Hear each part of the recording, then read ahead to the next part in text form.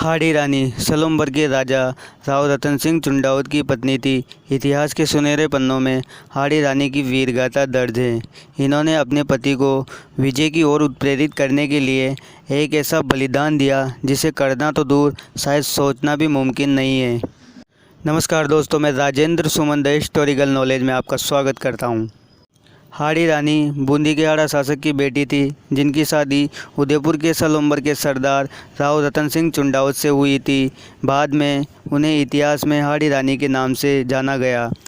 हाड़ी रानी एक ऐसी वीरांगना थी जिन्होंने अपने अस्तित्व के लिए अपने पति को उसका फ़र्ज याद दिलाने के लिए अपना सिर ही काट कर पेश कर दिया, ताकि वह अपनी नई नवेली दुल्हन के मोह पास में बंधा अपने राष्ट्र धर्म से विमुख ना हो।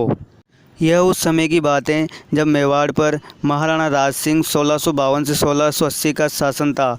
इनके सामंत में सलूमबर के राव चुंडावत सिंह थे, जिनके हाल ही में हाड़ा राजपूत सरदार की बेटी से शादी हुई थी।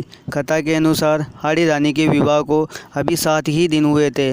हाथों की मेहंदी भी अभी छूटी नहीं थी।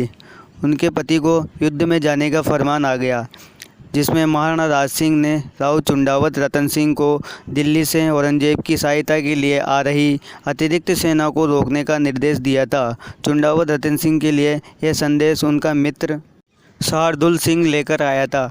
पत्र पढ़कर सरदार का मन व्यथित हो गया। अभी उनके विवाह को 7 ही दिन हुए थे और पत्नी से बिछड़ने की घड़ी आ गई।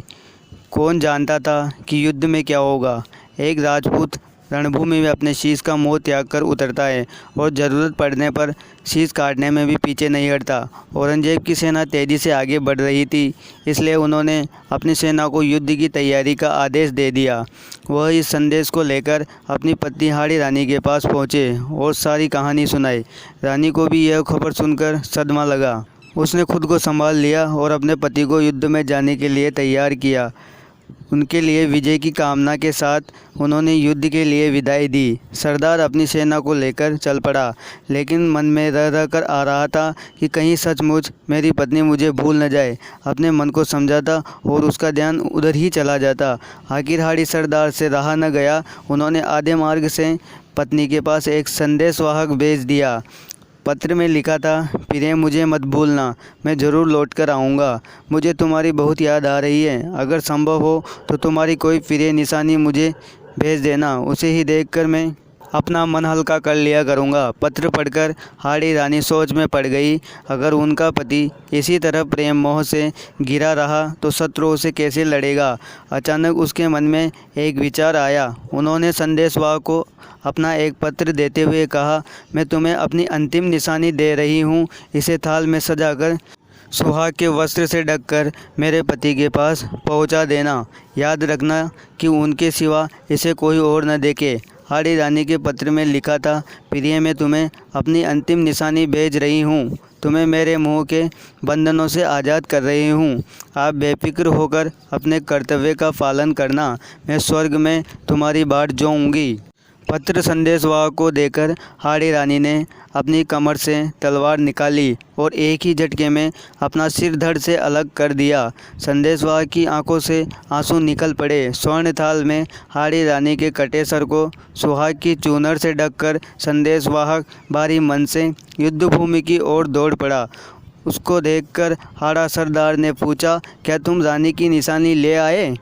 संदेशवाहक ने कांपते हाथों से थाल उसकी ओर बढ़ा दिया। हाड़ा सरदार की आंखें फटी की फटी रह गई और वह उन फटी आंखों से अपनी पत्नी का सिर देखता रह गया। उसके मोह ने उनकी सबसे प्यारी चीज़ छीन ली थी। अब उसके पास जीने का कोई औचित्य नहीं था। उसने मन ही मन कहा, प्रिय मैं भी तुमसे मिलने आ रहा हूँ। हाड़ा सरदार के मोह के सारे बंधन टूट चुके थे। वह शत्रु पर टूट पड़ा। इतना अप्रतिम शौर्य दिखाया कि उसकी मिसाल मिलना बड़ा कठिन है। जीवन की आखिरी सांस तक वह लड़ता रहा। औरंगजेब की शाही सेना को उसने आगे नहीं बढ़ने दिया जब तक मुग़ल बादशाह मैदान छोड़कर भाग नहीं गया था।